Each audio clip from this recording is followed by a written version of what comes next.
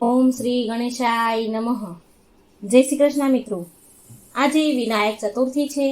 શ્રી ગણેશ ભગવાનની વિઘ્નહર્તા દેવની ચોથ છે, વૈશાખ મહિનાની. તો મિત્રો આજે ગણપતિ સ્ત્રોત પાઠ આપણે સાંભળીશું. પૂરા મનથી ધ્યાનથી સાંભળજો મિત્રો. દરેક માણસે આ પાઠ કરવો જોઈએ જેથી સુખ શાંતિ મળે છે. ઓમ ગંગ ગંગ ગણપતે નમઃ. શ્રી ગણપતિ સ્ત્રોત પાઠ. દરેક માણસે પોતાના જીવનમાં સુખ શાંતિ મેળવવા માટે ગણપતિજીની ઉપાસના ખાસ કરવી જોઈએ. કોઈ પણ કાર્ય ગણેશની પૂર્ણ કૃપા સિવાય પૂર્ણ થતું નથી. અનાથના બંધુ સિંદૂર વડે સુશોભિત બંને ગણસ્થળવાળા કોઈનાથી વિનાશ ન કરી શકાય એવા ઉગ્ર વિઘ્નોના નાશ કરવાવાળા પ્રચંડ દંડને ધારણ કરનારા અને ઇન્દ્ર વગેરે દેવતાઓના સમૂહને પણ વંદ નમસ્કાર કરવા યોગ્ય એવા ગણના ગણપતિનું હું પ્રાતઃકાળે સ્મરણ કરું છું. માણસ વિદ્યા આરંભે, વિવાહમાં, ગૃહ પ્રવેશ, સભા પ્રવેશ, કોઈ પણ મોટા માણસને મળવા જવામાં, યાત્રામાં, સંગ્રામમાં, લડાઈમાં અને ગમે તેવા સંકટના સમયમાં ગણપતિના નીચેના 12 નામનું પાઠ કરે તો સર્વ વિઘ્નો દૂર થઈ પોતાનું કાર્ય પૂર્ણ કરે. સુમુખ, એકદંત, કપિલ, ગજકર્ણક, લંબોદર, વિકટ, વિઘ્નનાશક, વિનાયક, ધૂમ્રકેતુ, ગણાધ્યક્ષ, ભાલચંદ્ર અને ગજાનંદ આ 12 નામનું સ્મરણ કરવું. હસ્તીના મોઢાવાળા દેવ ગણપતિનો જય જયકાર છે. સૂર્યદેવ થતાં જ જેમ અંધકારનો નાશ થાય છે તેમ ગણપતિના ચરણનું સ્મરણ માણસથી વિઘ્નનો સમૂહનો નાશ થાય છે. ગૌરી પાર્વતીના પુત્ર વિનાયક ગણપતિ દેવને પ્રણામ કરી આયુષ્ય કામના માટે અને સર્વ કાર્યની સિદ્ધિ ભક્તોના આવા સ્નાન સ્વરૂપ ગણપતિજીનું નિત્ય સ્મરણ કર.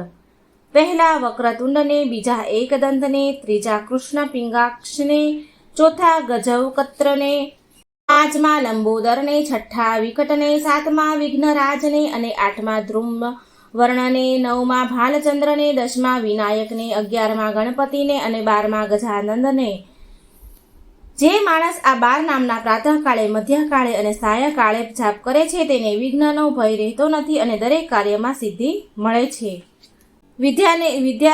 જે વિદ્યાર્થી હોય છે તે આ પાઠ કરે છે તો તેને વિદ્યા મળે છે. ધનની ઈચ્છાવાળો પાઠ કરે તો તેને ધન મળે છે. પુત્રની ઈચ્છાવાળો પાઠ કરે તો તેને પુત્ર સંતાન મળે છે. અંતે મોક્ષની ઈચ્છાવાળો પાઠ કરે તો ગતિને મોક્ષ મેળવે છે. જે માણસ આ ગણપતિ સ્ત્રોતનો પાઠ કરે છે તેને આ સ્ત્રોતનો પ્રારંભ પછી 6ઠે માસે ફળ મળે છે અને 1 વર્ષ સંપૂર્ણ સિદ્ધિને એ માણસ મેળવે છે. એમાં સંશય નથી. પરંતુ આ પાઠની શરૂઆત કર્યા પછી એક પણ દિવસ વચમાં ગાળો પડે નહીં એનું ખાસ ધ્યાન રાખવું અને એમ થાય તો ફરીથી શરૂઆત કરવી. જે માણસ પાઠ 8 બ્રાહ્મણને આ સ્ત્રોત લખીને આપે છે એને ગણેશની કૃપાથી સર્વ વિદ્યા પ્રાપ્ત થાય છે. ઓમ રૂપી ગણપતિને નમસ્કાર. તમે પ્રત્યક્ષ તત્વ છો, તમે જ કરતા છો, બ્રહ્મા છો, તમે જ કેવળ ધરતા વિષ્ણુ છો અને તમે જ કેવળ હરતા હર છો અને આ સરાચર વિશ્વમાં બ્રહ્માંડમાં પણ તમે જ જગત બ્રહ્મરૂપ વ્યાપી રહો છો. તમે પ્રત્યક્ષ આત્મા છો. હું ઋતુ જ કહું છું, હું સાચું જ કહું છું. મારું તમે રક્ષણ કરો. બોલનારાનું રક્ષણ કરો, શ્રવણ કરનારાનું રક્ષણ કરો, પાછળથી રક્ષણ કરો, આગળથી રક્ષણ કરો, ઉત્તરમાં રક્ષણ કરો, દક્ષિણમાં રક્ષણ કરો, ઉપરથી રક્ષણ કરો, નીચેથી રક્ષણ કરો અને ચારેય બાજુથી મારું રક્ષણ કરો. તમે વાણી રૂપી છો, તમે ચિત્ત સ્વરૂપ છો, તમે આનંદમય બ્રહ્મ સ્વરૂપ છો. ચિત્ત અને આનંદમય અદ્વિતીય છો. તમારામાં આ સર્વ ત્રિગુણાત્મક આખું વિશ્વ ઉત્પન્ન થયું છે. તમારામાં આ સર્વ જગત રહ્યું છે અને તમારામાં અંતે સર્વ જગત લઈને નાશને પામે છે અને ફરીને પણ આખું આ સર્વ જગત તમારામાં દેખાય છે. તમે ભૂમિ, જલ, અગ્નિ, વાયુ અને આકાશ છો. તમે દેહથી અતીત છો, તમે કાલથી અતીત રહિત છો. તમે શરીરની અંદર મૂલાધારે ગુદાના સ્થાનમાં નિત્ય રહ્યા છો.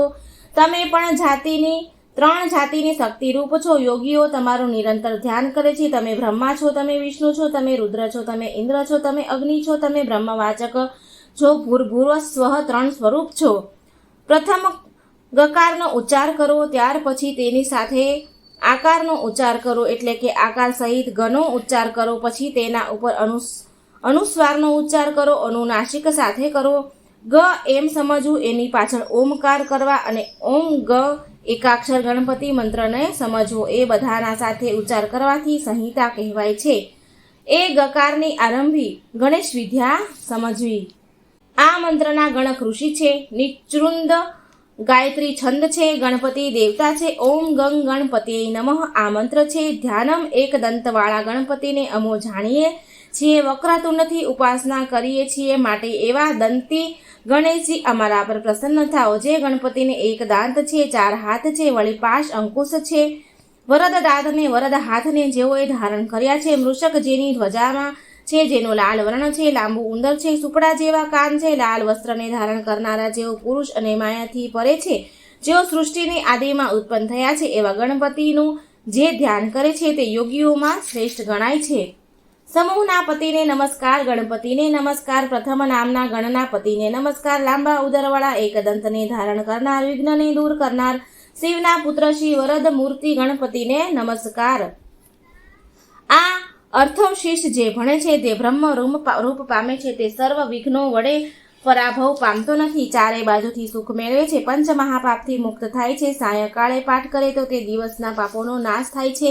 સવારે પાઠ કરે તે રાત્રિના પાપોનો નાશ કરે છે. અને સાયંકાળે પ્રાતઃકાળે પાઠ કરે તો વિઘ્ન વગરનો થાય છે. 24 કલાક ભણે તો તેને વિઘ્ન આવતા નથી. આ અર્થશીર્ષના પાઠથી માણસ ધર્મ, અર્થ, કામ અને મોક્ષને મેળવે છે. આ અર્થશીર્ષ અશિષ્ય જેને શ્રદ્ધા નથી એવાને આપવું નહીં, અને કદાચ મોહથી, લોભથી જો અપાય તો આપનાર પાપવાળો થાય છે. જે કામનાઓ મેળવવાની હોય તે કામનાઓના સહસ્ત્ર આવર્તન કરવાથી પ્રાપ્ત થાય છે. આ અર્થવશિષ ભણીને જે ગણપતિ અભિષેક કરે તે વક્તા થાય છે. ચોથને દિવસે ભૂખ્યા રહી જપ કરે છે તે વિદ્યાવાળો થાય છે, એવું અર્થવનું કહેવું છે. બ્રહ્મ વિદ્યા જાણીને આચરણ કરનાર કદાપી બીતો નથી. જે દુર્વા વડે યજન કરે છે તે શ્રાવણ કરનારાઓમાં શ્રેષ્ઠ છે. જે લાજા ભાતની ઘણીથી યજન કરે છે તે યશવાળો અને બુદ્ધિશાળી થાય છે. જે સહસ મોદકથી યજન પૂજા કરે છે તે મનોવાંછિત સર્વ કામનાઓને પ્રાપ્ત કરનાર છે. અને જે ઘીવાળા સમીધો વડે અગ્નિમાં હોમ કરે છે તે સર્વ કાંઈ મેળવે છે. આ ગણપતિ અર્થવશિષને જાતે લખી 8 બ્રાહ્મણોને આપવાથી મહાસૂર્યની જેવી કાંતિવાળા થાય છે. સૂર્યગ્રહણના સમયે મહાનદીના અથવા ગણપતિની પ્રતિમામાં મૂર્તિ સામે જપ કરવાથી આ અર્થવશિષ રૂપી મંત્ર સિદ્ધ થાય છે અને મહાવિદ્યાથી, મહાદોષથી, મહાવિઘ્નોથી, મહાપ્રત્યવાયોથી મુક્ત થાય છે. તે દરેક પ્રકારના જ્ઞાનને મેળવે છે. આ ઉપનિષદ છે. તો મિત્રો આ હતું ગણપતિ અર્થવશિષનો પાઠ. તો મિત્રો આજે ગણેશ ચોથના દિવસે આપણે પાઠ જરૂર કરીશું. મિત્રો જો સારો લાગે વિડીયો તો લાઈક કરજો, શેર કરજો અને આ ચેનલને સબસ્ક્રાઈબ જરૂર કરજો.